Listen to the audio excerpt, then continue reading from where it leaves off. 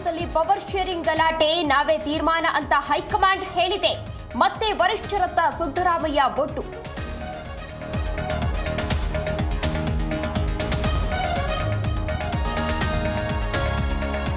ಖರ್ಗೆ ಹೇಳಿದ ಮೇಲೆ ಇಲ್ಲೇ ಗೊಂದಲ ಮುಗಿಬೇಕು, ಇದೆಲ್ಲ ಆಡಳಿತದ ಮೇಲೂ ಪರಿಣಾಮ ಬೀರಬಹುದು. ಗೃಹ ಸಚಿವ ಪರಮೇಶ್ವರ್ ಹೇಳಿಕೆ.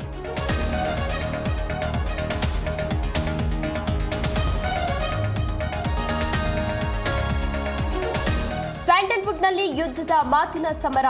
ಸುದೀಪ್ ದರ್ಶನ್ ಫ್ಯಾನ್ಸ್ ವಾರ್ ಶುರು. ಸೋಷಿಯಲ್ ಮೀಡಿಯಾದಲ್ಲಿ ಕಿತ್ತಾಟ.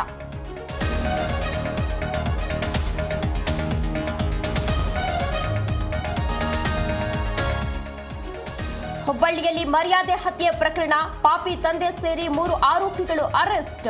ನೊಂದ ಕುಟುಂಬಕ್ಕೆ ಪೊಲೀಸರ ರಕ್ಷಣೆ.